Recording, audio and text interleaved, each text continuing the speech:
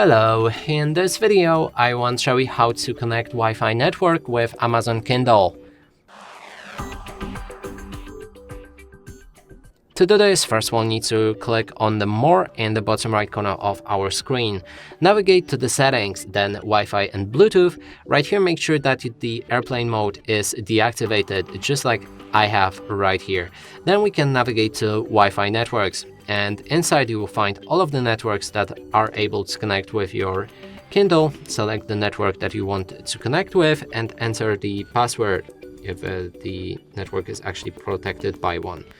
And then we can click on connect and it should successfully connect your Kindle with the Wi-Fi network. And that's it for this video. Hope you like it. Please consider subscribing to our channel, leave a like and a comment below.